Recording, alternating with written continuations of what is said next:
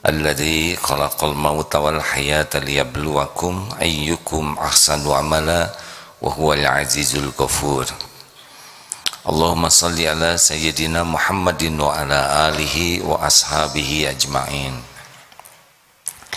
Hadirin sekalian, dalam hidup ini akan terjadi dan mungkin sering kejadian-kejadian yang tidak diduga, yang tidak disangka, yang tidak diinginkan, yang sebaliknya dengan apa yang diharapkan.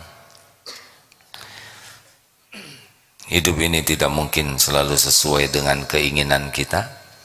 Hidup ini tidak akan selalu sesuai dengan harapan. Tapi disitulah letaknya ujian keimanan. Maaf. Maaf ya.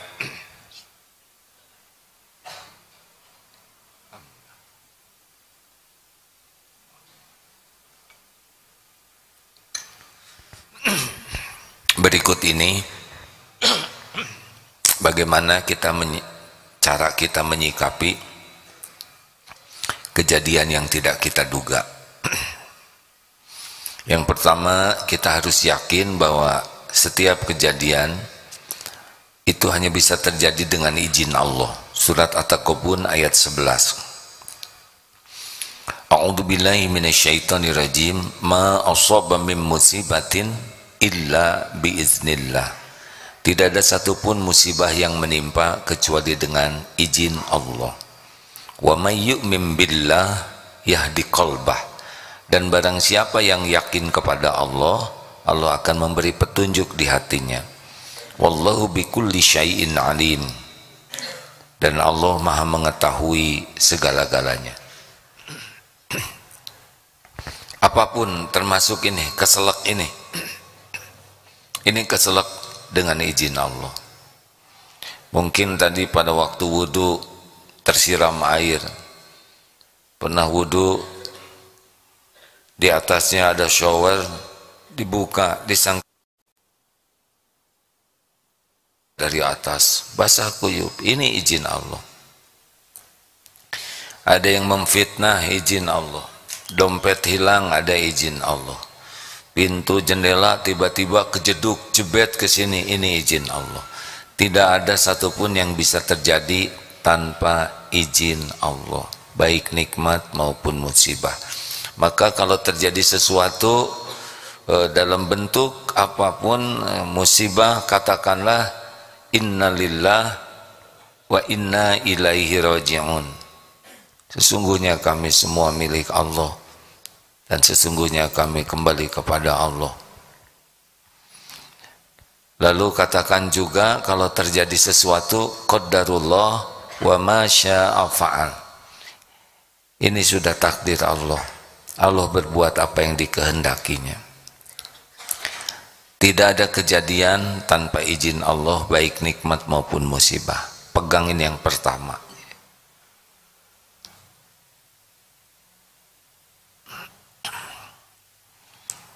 Jadi kalau misalkan suatu saat ada kejadian yang tidak enak, ada orang yang berkata atau bersikap kurang baik kepada kita, tetap ini izin Allah. Episodenya memang sudah waktunya diuji dengan kejadian ini. Qadarullah wa ma syaa fa'al. 2. Yang kedua adalah kita harus hakul yakin bahwa setiap yang terjadi dari perbuatan Allah, Allah itu maha baik, tidak pernah berbuat zalim kepada hambanya. Jadi kita yakini bahwa apapun yang terjadi adalah dengan izin Allah yang maha adil, yang maha baik. Jadi tidak ada perbuatan zalim Allah kepada hambanya. Yang ada adalah kita zalim kepada diri kita sendiri. Jadi semua ketentuan Allah itu maha adil, maha suci Allah dari perbuatan zalim.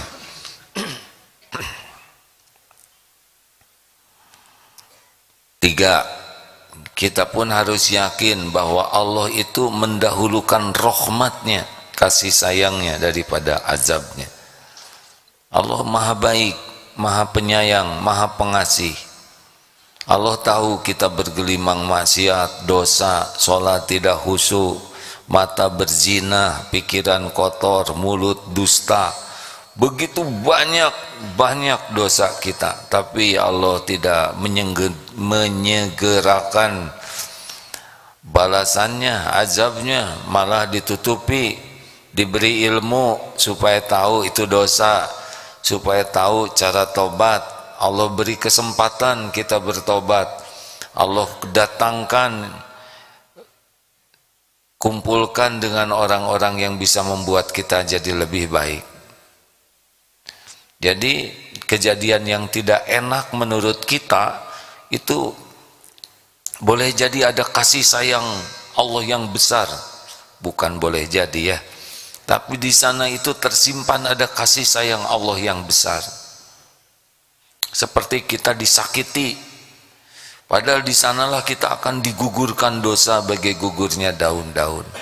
Kita difitnah oleh orang dengan cara yang keji, di sanalah kita akan diangkat derajatnya.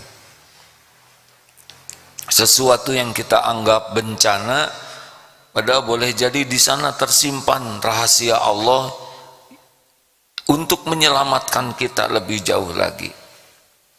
Cari rezeki begitu susah, dan susahnya itulah sebetulnya yang menggugurkan habis dosanya, yang mengangkat derajatnya. Jadi dibalik semua hal yang tidak cocok, tidak enak, yang pahit itu, ada kasih sayang Allah yang melimpah di sana. 4, selalu ada hikmahnya. Maha suci Allah, ma khalaqta hadza batila. Maha suci Allah dari semua perbuatan yang sia-sia, baik menciptakan sesuatu di alam semesta ini ataupun kejadian. Tidak ada yang sia-sia, tidak ada yang kebetulan, semuanya ada hikmahnya. Tafakuri saja, minta kepada Allah supaya dibuka hikmah. Allahumma ftah lana, Allahumma ftahli hikmatak. Bukakan ya Allah kepada hamba, kepada kami hikmah. Wansur alaina rahmatak, dan tolonglah kami dengan rahmatmu, supaya kita bisa melihat. Mungkin kita menganggapnya bencana, tapi sesudah dibuka nanti hati kita tahu rahasia hikmahnya, kita malah jadi sangat bersyukur. Tidak ada kejadian tanpa maksud dari Allah, dan sebaik-baiknya adalah kita membuka hati kita, menemukan dosa dan kesalahan apa sehingga ada kejadian ini. Karena kejadian pahit itu, wa ma asabakum min musibatin fabima kasabat aidikum, Asyura ayat 30. Dan musibah apapun yang menimpa kepadamu diundang oleh tanganmu sendiri. Mungkin tidak harus mirip ya, hilang dompet tidak identik dengan kita pernah nyopet. Tapi apa nih, dosa apa? Dosa apa yang saya lakukan? Kesalahan apa yang saya lakukan? Jadi harusnya setiap kejadian yang tidak disukai itu membuat kita evaluasi diri. Mungkin mata saya kurang terjaga, bukan mungkin, pasti ya. Padahal kan setiap lirikan mata kepada yang tidak halal itu tercatat itu. Pandangan pertama halal, tapi pandangan selanjutnya kalau toh itu sesuatu yang bisa mengotori hati, udah jadi itu argonya, catatannya. Ya'lamu kha'inatal a'yun wa ma tukhfis sudur, surat Ghafir ayat 19. Jadi lihat seseorang yang tidak halal, dilihat terus, ada rasa di sini, udah catatan itu, dan itu harus ditebus dengan minta ampun, istighfar. Jadi memang kita mustahil tanpa dosa ya. Tetapi kalau tidak istighfar, makin numpuk dosa-dosa kita, itu akan berbuah nanti kepahitan macam-macam. Bisa sakit, bisa sangat capek, bisa menjadi sangat cemas, bisa dengan kesedihan yang mendalam, bisa dengan gangguan-gangguan, bisa dengan kesusahan-kesusahan. Nanti semua dosa yang tidak kita istighfari itu akan menimbulkan sesuatu yang tidak enak bagi diri kita sebagai kafarahnya. Illa kafarallahu biha min khotoyahu. Jadi harus banyak istighfar. Kalau nanti ada kepahitan tuh tidak boleh kita merasa sebagai korban. Walaupun misalkan kita jadi korban secara duniawi, tapi kita harus selidiki dosa apa. Misal begini, anak belum nurut, kita tidak bisa menyalahkan sekolahnya, menyalahkan pendamping hidup, menyalahkan komputer, menyalahkan teknologi. Kenapa anak belum nurut? Sikapnya bikin gak enak. Astagfirullah, saya ya Allah, pasti ada rahasiamu di balik anak belum nurut ini. Saya akui saya belum jadi orang tua yang amanah, belum jadi contoh yang baik. Astagfirullah ya Allah, Engkau tahu saya belum jadi contoh yang baik. Saya belum bersungguh-sungguh mendidik anak dengan ikhlas dan penuh kasih sayang. Masih banyak cara mendidik yang salah. Astagfirullah, ampun ya Allah, saya belum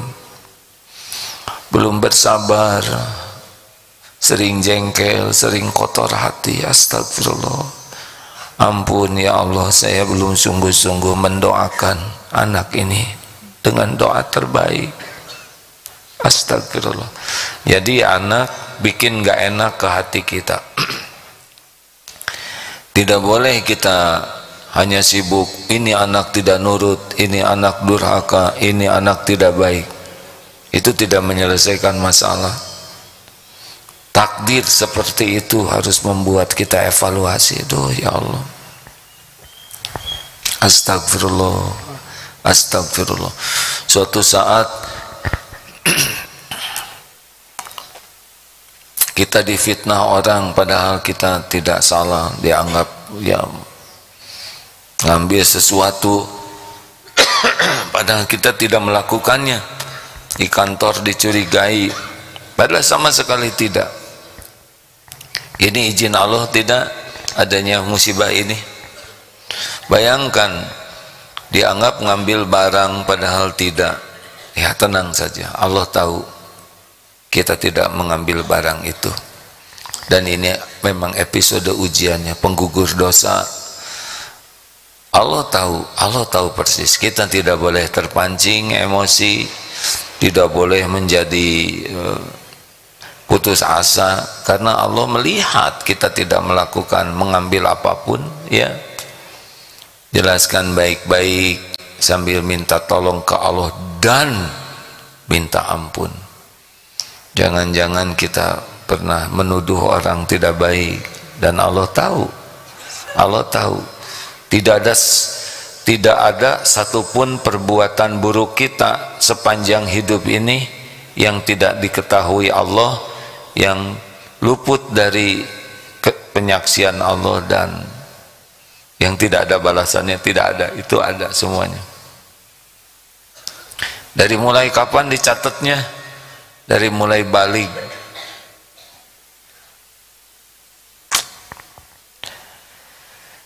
Dari mulai balik sudah ada catatannya.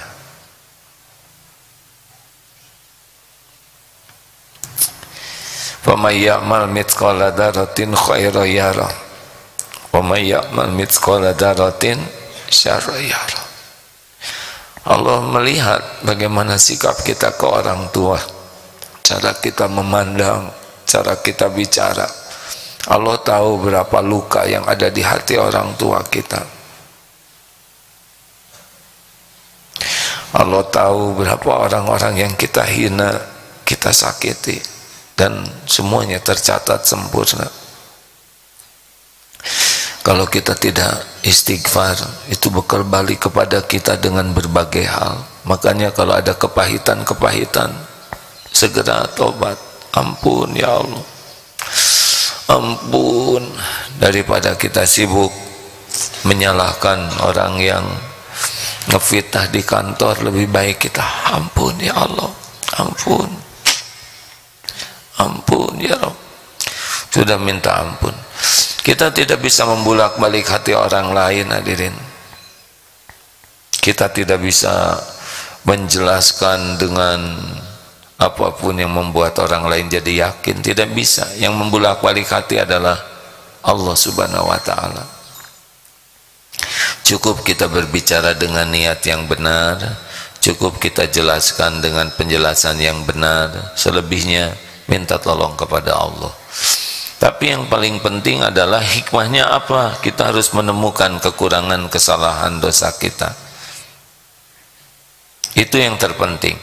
Jadi sebetulnya kita difitnah itu memang tidak enak, bahaya dalam tanda kutipnya. Tapi yang lebih berbahaya dari itu adalah kita tidak bisa taubat. Wa man lam yatub fa ulaika humuz zalimun. Al-Hujurat ayat 11. Orang-orang yang tidak tobat itulah yang zalim. Makanya kalau ada kepahitan, letih, sedih dan sebagainya, terus istighfar. Ampun ya Allah, ampun ya Allah, ampun ya Allah, ampuni hamba ya Karim, ampun.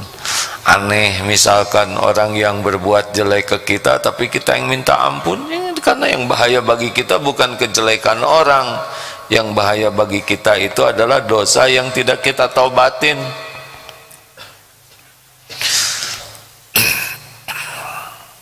Apalagi selanjutnya, kita harus yakin bahwa kita itu hamba Allah, ciptaan Allah, milik Allah. Tuhan kita tuh Allah Subhanahu wa ta'ala. Kita tuh cuman hamba, makhluk yang Allah ciptakan. Jadi aja kita jadi manusia, dan Allah yang punya, Allah yang berkuasa. Terserah Allah mau diapain saja diri kita, ya terserah pemilik diri kita. Allah Subhanahu wa ta'ala pencipta, pemilik diri kita, tapi Allah maha baik. Jadi kita diapa-apain saja oleh Allah pasti baik.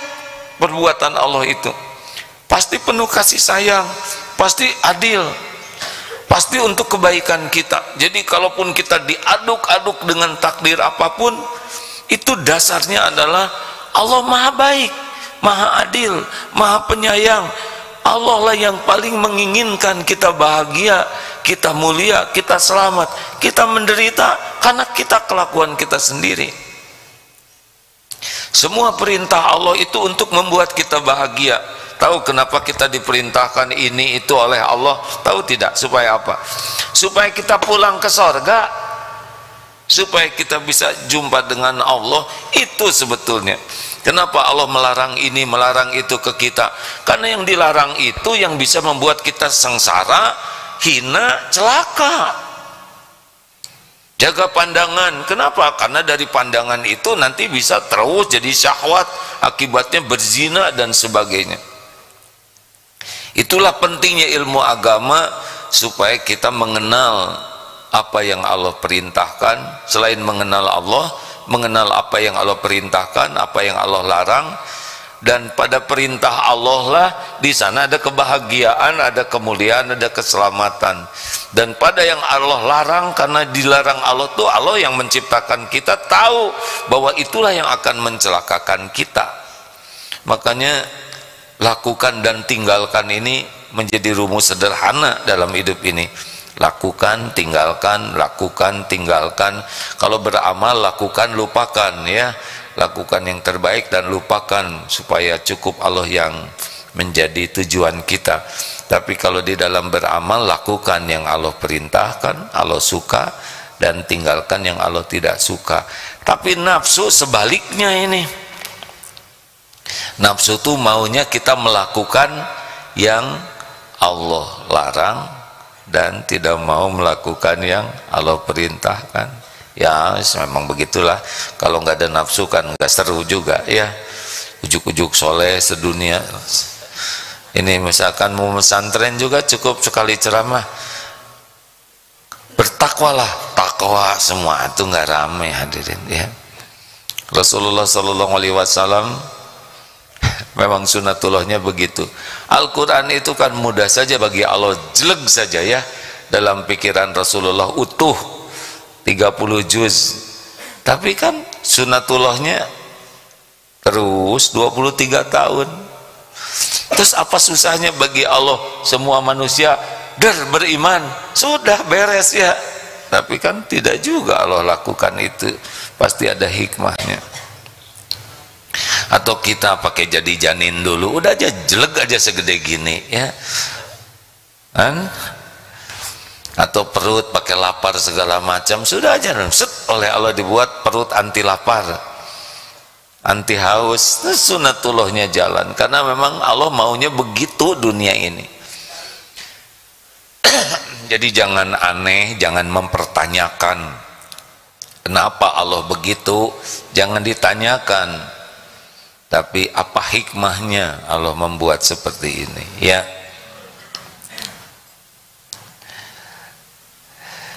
Nah begitulah, jadi harus siap untuk yang cocok dan siap dengan yang tidak cocok. Ini kita tidak tahu nih hari ini apa aja yang bakal kejadian, benar-benar tidak tahu. Nah ada satu kata kunci, gimana nih supaya sampai sore nanti kita bisa lebih baik episodenya. Ya amalkan saja zikir-zikir yang disunnahkan Rasulullah untuk kita baca. Misal a'udzu bikalimatillahi tammah min syarri ma khalaq. Itu sudah kalau dibaca dengan benar itu sudah menjadi benteng tuh. Bismillahilladzi la yadurru ma'asmihi syai'un fil ard wala fis sama'i wa huwas samiul alim. Bismillah, dengan nama Allah, la yadurru, tidak bisa memberikan mudarat sesuatu yang di bumi maupun di langit, ma'asmihi syai'un fil ard wala fis sama' wa huwas samiul alim, dan dialah Allah yang maha mendengar lagi maha mengetahui. Itu kalau dibaca insya Allah kita bakal dilindungi Allah. Allahumma anta rabbi la ilaha illa anta khalaqtani. Apa itu? Sayyidul istighfar. Baca dengan penuh keyakinan. Kalaupun takdirnya kita meninggal sore ini, siang ini, insya Allah jamin tuh kalau baca dengan yakin tuh. Jadi kalau kita kan tidak tahu nih hari ini apa yang kejadian, saya juga tidak tahu apa hidup atau tidak nanti duhur. Nah berlindunglah kepada yang maha tahu, doalah, sedekahlah, supaya nanti yang teruntai di hari ini adalah takdir-takdir yang sesuai dengan apa yang Allah janjikan bagi orang yang mengamalkannya. Tapi kalau kita tidak mau zikir, tidak mau sedekah, tidak mau doa, ya nanti mengalir juga takdir yang akan terjadi bagi yang tidak mau mengamalkan doa itu. Halo? Jadi ada yang kenapa nih malam tuh jadi masalah, periksa saja. Jangan-jangan waktu sore kita tidak wirid ya. Kenapa mau tidur kok berantem dan sebagainya. Nah itu periksa saja. Jangan-jangan menjelang waktu sore kan pagi, zikir pagi dan petang ya. Jangan-jangan waktu sore kita tidak baca doa-doa sehingga malam itu jadi banyak keruwetan-keruwetan, masalah, musibah dan sebagainya, yang harusnya memang kalau kita pasang doa itu, janji Allah itu kita akan dilindungi dari kejadian itu. Ini nih gak tahu nih pagi ini, siang ini apa yang bakal terjadi. Allah maha tahu apa yang bakal terjadi. Kalau kita mengamalkan, maka Allah sudah janji dengan apa yang kita amalkan itu, kalau mengamalkannya benar dan ikhlas ya. Makanya jangan merasa aman itu kita enggak zikir itu. Raditu billahi rabba wa bil islami dina wa bi muhammadin nabiyya wa rasula. Itu juga bisa membuat kita dibimbing mendapatkan yang diridhoi Allah. Nih, nanti mau sepeda, mau olahraga, kita tidak tahu itu di jalan apa yang bakal terjadi.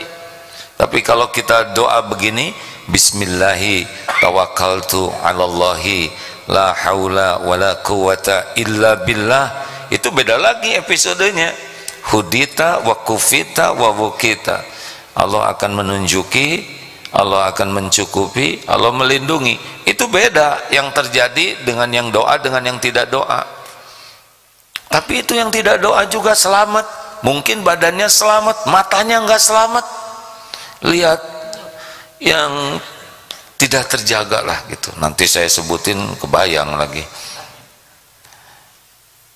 Mungkin imannya belum tentu selamat itu pada waktu olahraga yang tidak benar itu, pas jajannya yang tidak halal ya. Tapi kalau kita berlindung ke Allah, nanti beda lagi takdirnya. Nah, kita harus hakul yakin tentang hal ini. Jadi puncak iman itu yakin kepada Allah, itu puncaknya, itu paling sedap tuh ya. Itu waliullah, yakin kepada semua kebenaran, yang pokoknya udah nggak ada ragu lah. Kalau Allah sudah menyatakan kebenarannya seperti ini, udah pasti itu benar. 3, yakin kepada semua janji jaminan Allah. Kalau Allah menjamin ini, udah pasti benar tuh. Kalau Allah menjanjikan barang siapa yang membaca ayat kursi sesudah sholat fardu dijamin surga, percaya penuh itu, nggak ada keraguan. Bersedekah itu didoakan malaikat, percaya bulat bahwa mana qasat shadaqatun min malin, tidak akan berkurang harta dengan sedekah, bulat yakin itu. Apa yang Allah janjikan, la in syakartum la azidannakum, syukur itu pasti ditambah, yakin saja, udah nggak ada ragunya tuh. Kemudian yang keempat apa? Yakin setiap kebaikan yang kita lakukan pasti ada balasannya, sekecil apapun, walaupun hanya memindahkan satu butir sampah kecil. Nah ini ada yang kecil nih, satu ini pasti dilihat Allah dan dibalas oleh Allah kalau ikhlas ya. Jadi nikmati berbuat baik sekecil apapun, dimanapun, tanpa harus pusing orang lain tahu atau tidak, orang lain menghargai, nggak ada urusan kita, sama sekali tidak ada urusan. Urusan kita adalah bagaimana sekecil apapun yang kita lakukan lillahi ta'ala, dan yakin Allah akan membalasnya. Aduh, ini nikmat besar. Dan ada satu lagi yang kelima, yakin sekecil apapun keburukan dan dosa yang kita lakukan pasti disaksikan Allah dan ada balasannya.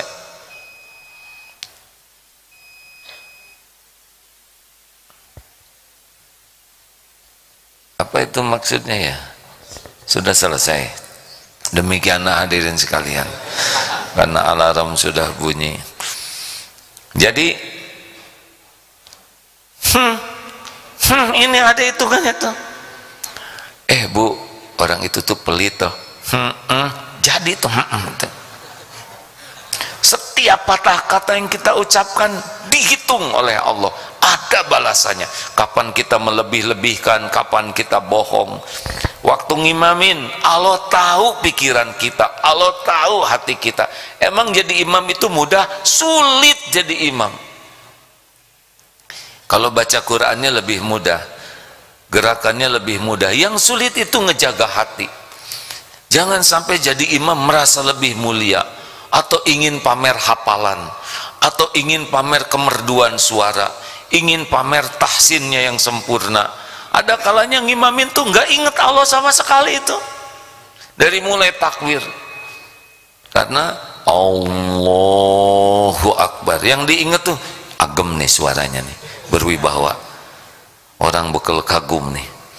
Bismillahirrahmanirrahim, pura-pura hatinya nangis nih supaya orang sedih nih, supaya orang tahu saya khusyuk. acting, dan Allah tahu semua acting kita. Jadi memang kalau orang yakin ke Allah, ngejaganya itu sampai ke yang halus-halus, dan itulah sebetulnya kebahagiaan, itulah kemuliaan yang asli. Nah, rekan-rekan sekalian, doakan ya, yang disampaikan barusan itu cita-cita, ingin seperti itu. Sesudah belajar, membaca, menyimak dari para ulama, wah indah sekali kalau orang punya keyakinan. Sengaja disampaikan supaya kita punya target yang jelas dalam hidup ini. Nah, begitulah. Sudah, kalau nanti ada apa-apa, jangan kaget. Kalau pas lagi nggak enak, oh inilah saat Allah menggugurkan dosa. Oh inilah saat Allah memberi pahala. Oh inilah saat Allah mengangkat derajat. Dan kita tidak bisa menyelesaikan masalah sendiri. Jangan sok pinter ya, jangan cari akal terus-terusan ya. Kita selesaikan sesuai sunatullah, tapi ingat, yang menyelesaikan itu adalah Allah subhanahu wa ta'ala. Kita ikhtiar saja, ikhtiar, bicara baik-baik tanpa harus emosional, doa, istighfar yang banyak, doa yang banyak gitu, selebihnya Allah. Dan jangan bersandar kepada ikhtiar kita. Jangan menganggap kalau saya melakukan ini pasti Allah begitu. Jangan, ikhtiar itu ibadah. Doa saya begini, Allah tolong saya ingin kuliah di ITB Fakultas Kedokteran, nggak bisa itu, nggak ada fakultas itu di sana. Bolehkah doa seperti itu? Nah itu main-main ya, karena sunatullahnya sudah tahu tidak ada fakultas itu di sana. Kalau belum ada, adakan fakultas baru. Oh ini lebih error lagi ya. Minta yang baik-baik, tapi perkara waktunya, bentuknya, sudahlah, biarlah Allah yang maha tahu yang terbaik yang mengatur. Tidak usah mengatur Allah ya. Minta tapi niatkan sebagai ibadah. Ad-du'a'u huwal ibadah. Doa itu adalah ibadah. Bagaimana? Sudah lebih tenang sekarang? Jangan kaget ya, nanti duduk sini ada masalah, turun dari sana sendal nggak ada ya, kemudian macam-macam. Sudah siap-siap di sini ngapling sajadah emak-emak ini, tiba-tiba mau ke toilet. Jangan begitu, pergi aja ke toilet. Habis tidak bisa diwakilkan kan? Pas sudah masuk lagi ternyata sajadahnya didudukin orang, ya sudahlah, relax saja. Tidak ada yang gawat, benar? Gimana? Saya sudah ngapling dari tadi, ternyata tempat sholat saya dipakai orang lain. Ya senang dong, ada saudara kita yang nggak punya sajadah, sekarang bisa ada tempat. Enggak kok, nggak akan disia-siakan Allah kebaikan sekecil apapun. Terima kasih hadirin sekalian. Ada pertanyaan silakan. Ya Pak. Hari ini pendaftaran terakhir SSG bukan? Ya, bagi yang akan daftar SSG silakan ya. Mari Pak, bisa dibantu mikrofonnya. Ada petugas lain yang dekat di sini? Adakah teman yang biasa jaga di sini? Ya. Assalamualaikum warahmatullahi wabarakatuh. Waalaikumsalam warahmatullahi wabarakatuh. Alhamdulillah Ustadz, saya bisa hadir di sini setelah sekian lama lihat Ustadz di TV. Alhamdulillah, lebih dekat sedikit ya. Maaf Pak. Mudah-mudahan Ustadz diberikan kesehatan dan kekuatan. Amin ya Allah, umur yang barokah. Amin, amin. Sehingga ya bisa memberikan nasihat amin, dan tausiah kepada masyarakat Indonesia khususnya. Amin ya Allah. Dan kita-kita yang masih diberikan umur. Amin ya Rabb. Di masa yang saat ini yang kondisinya mungkin tidak kondusif bagi kita umat Islam terutama. Ustadz. Iya Pak. menyimak apa yang Ustadz sampaikan tadi. Jadi masalahnya mungkin tingkat keyakinan, Ustadz. Ya benar. Nah, ini mungkin ada poin-poin Ustadz untuk meningkatkan keyakinan dan mempertahankan keyakinan apabila kita sudah mendapat. Karena saya merasakan seperti iman itu naik turun. Kalau melihat, mendengarkan Ustadz ceramah, itu rasanya kita, wah ini yakin begitu. Begitu kita keluar dari ruangan menghadapi kehidupan yang nyata, ini karena godaan nafsu dan mungkin juga syaitan yang selalu mengawal kita, menghalangi kita, sehingga bukan mengawal, Bu, menggoda ya. Kalau yang mengawal malaikat ya. Jadi ini naik turun, dan bagaimana caranya supaya turunnya nggak terlalu besar dan cepat sadar, ya, dan naiknya signifikan gitu, Pak. Ya. Kira-kira gimana caranya, Pak? Nah itu Ustaz, salah satunya saya hadir ke sini, Ustaz. Oh ya, boleh saya tanya sesuatu? Baik, Pak. Pas sesudah mendengar ceramah ini, apa yang Bapak rasakan, naik, turun, atau sedang? Ya, seperti saya sampaikan tadi, naik. Jadi pada saat kita mendengarkan, naik. Ya. Nah, jadi kalau dengarkan ilmu tentang Allah, tentang keyakinan, naik. Satu itu, Pak. Terima kasih atas jawabannya ya. Jadi yang pertama harus nyari ilmunya. Ya. Nah ya, kalau ada di ruangan ini, Bapak kira-kira turun iman, naik iman, Pak, di masjid? Di ruangan seperti ini, di masjid, keyakinan Bapak ke Allah naik atau turun, Pak? Naik. Itu terima kasih, Pak, jawaban yang kedua. Jadi Bapak berada di masjid, di rumah Allah itu kayak dicas, Pak, ya. Yang ketiga, ini kumpul dengan teman-teman yang belajar seperti ini dibandingkan dengan kumpul dengan yang ya di kantor, mana yang lebih meningkatkan iman, Bapak? Kumpul dengan orang-orang soleh. Terima kasih, Pak, atas jawabannya ya. Yang ketiga, ternyata kumpul dengan orang-orang yang punya frekuensi sama, ingin dekat dengan Allah, itu saling menguatkan. Bergaul dengan penjual minyak wangi, ikut harum. Bergaul dengan pandai besi, bisa bau bakaran atau terperciki api. Itu yang dapat saya pahami dari terjemahnya sabda Rasul itu ya, Sallallahu Alaihi Wasallam. Jadi Bapak pertama tekad mau apa? Apakah orang belajar agama pasti dekat dengan Allah?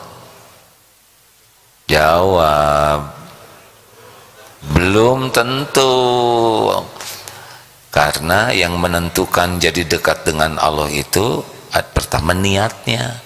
Belajar agama ingin disebut pinter bisa, ingin disebut ahli hadis bisa. Saya cita-cita ingin jadi ahli hadis yang kenamaan. Buat apa jadi ahli hadis kenamaan? Kita ingin jadi ahli hadis supaya bisa dekat dengan Allah. Saya ingin menjadi hafiz Quran supaya apa? Supaya enteng jodoh, dapat beasiswa. Susah nantinya dekat dengan Allah. Saya ingin bisa jadi ahli Quran supaya dicintai Allah. Cuman satu-satunya ya. Kuliah, apakah kuliah agama bisa jadi dekat dengan Allah? Belum tentu. Ada yang kuliahnya ingin gelar, ada yang kuliahnya ingin dapat status sosial, ada yang kuliah agama ingin dikenal sebagai lulusan luar negeri dan bangga, ada yang kuliah untuk berdebat. Jadi yang pertama dan utama adalah rahasia hati. Mau kemana ini? Mau sama siapa? Tidak semua orang pengen dekat dengan Allah loh, Pak. Walaupun dia belajar agama dan dia ibadah, tidak semua orang yang ibadah pengen dekat dengan Allah. Ada yang ibadah karena tugas.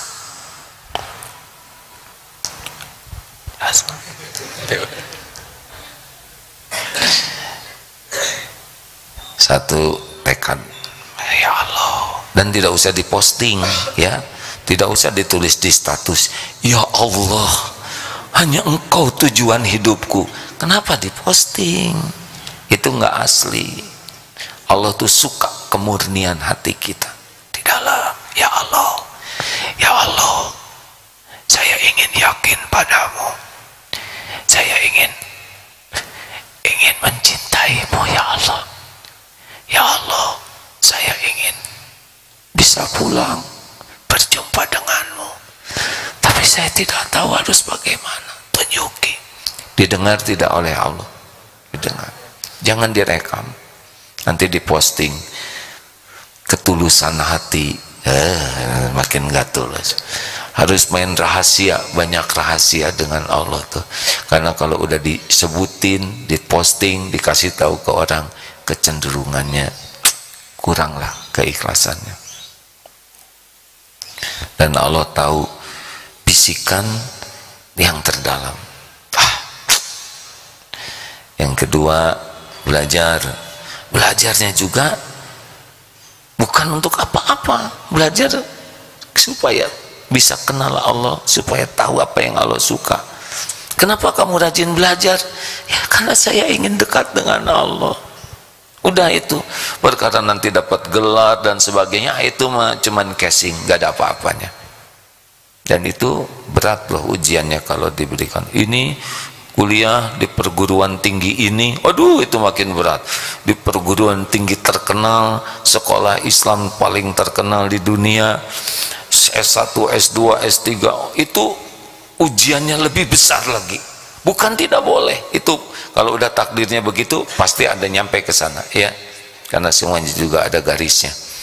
Tapi harus disadari itu bisa jadi ngebengkokkan niat. Kemudian kalau udah dapat ilmu, amalkan Pak, itu rahasianya. Karena banyak orang yang namanya II, tahu II? Saya AA. II tahu? Ilusi ilmu. Jadi dia ketipu oleh pengetahuannya, seakan-akan kalau udah tahu itu dia sudah mengamalkan. Beda, tahu kuda dengan bisa berkuda tuh beda ya kan? Bapak tahu kuda, udah bisa berkuda, beda ya nggak? Tahu sholat dengan bisa sholat itu beda. Nah, ada yang suka ketipu. Bu, jangan dekat sama si ibu itu ya, hati-hati Bu, karena orang itu kerjanya ngomongin orang lain. Padahal ibu udah tahu hukum ngomongin orang lain haram. Baca aja surat Al-Hujurat ayat 12, jelas sekali di sana dilarang bergibah. Hukum gibah seperti memakan daging saudaranya yang sudah mati. Hati-hati aja Bu, dia tukang ngomongin orang. Nah, coba itu ya enggak, dalilnya lengkap hadirin kan? Pada saat yang sama dia ngomongin siapa? Bu, bantuin dong saya bikin PR susah nanti nak, habis sholat isya ya ibu bantu. Sekarang ibu ada tugas ini, WA teman-teman di grup ini, habis isya Bu udah 7:30, sabar nak, lihat dong apa yang ibu kerjakan, sing sabar jadi anak tuh ha? Udah jam 8, Bu ngantuk, sabar, kamu tahu sendiri kan, innallaha ma'as-sabirin. Coba itu dalil keluar. Allah tuh cinta sama orang sabar, tahu? Allah tuh bersama orang sabar. Jangan suka marah-marah gitu. La taghdab walakal jannah. Gitu, jangan marah sambil marah. Kita harus bersatu membangun ukhuwah ini. Jangan kayak kelompok itu tuh begitu. Baru ngomong bersatu, dia sudah menghina yang lain. Jadi namanya ilusi ilmu. Banyak belajar, kalau tidak punya target mendekat ke Allah, nanti sibuknya dengan ngumpulin ilmu. Padahal yang Allah nilai itu innallaha la yanzuru ila suwarikum wa amwalikum walakin yanzuru ila qulubikum wa a'malikum. Jadi berkahnya ilmu itu dilihat dari makin bersih tidak hatinya dan makin nyata tidak amal solehnya. Jadi nilai sebuah ilmu itu adalah alat ukur suksesnya ilmu seseorang itu kebersihan hatinya dan amalnya diterima Allah atau tidak, bukan jumlah ilmunya. Jadi walaupun ilmu kita belum banyak, amalkan we dengan ikhlas ya, karena Allah melihat, Allah ngasih ilmu ke kita. Mungkin kalau ilmu segini belum semuanya, ya segini atau diamalkan, tapi ikhlas. Katanya begitu Pak, kata orang-orang yang berilmu. Alhamdulillah. Sudah habis waktunya ya, nanti nanyanya. Udah gini aja, Bapak kan barusan udah dapat jawaban. Nah ini mau nanya. Nah. Terima kasih ya. Terima kasih Pak. Ini Allah sedang melihat kita tidak? Harusnya ingatnya tidak waktu ditanya. Ingat terus. Kalau kita dengan izin Allah merasa ditatap Allah terus, kita akan sibuk setiap waktu. Kita pasti maunya doa aja, istighfar aja, karena kita tahu Allah tahu kita berbuat maksiat banyak ya. Kalau ingin tahu kedekatan kita dengan Allah bagaimana, ya salah satu ciri orang yang dekat dengan Allah adalah selalu merasa Allah itu maha dekat. Jadi kalau kita jarang merasa dilihat Allah, didengar Allah, pasti bebas nanti kita berkata, berbuat.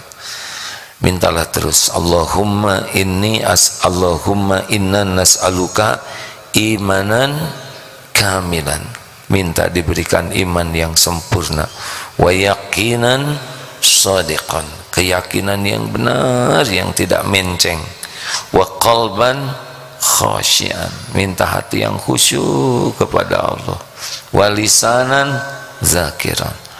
Amin ya Allah ya rabbal alamin. Allahumma sholli wa sallim wa barik ala sayyidina Muhammad. Alhamdulillah ya Allah, telah Engkau simak apapun yang terucap. Hanya Engkau lah yang menggenggam kebenaran.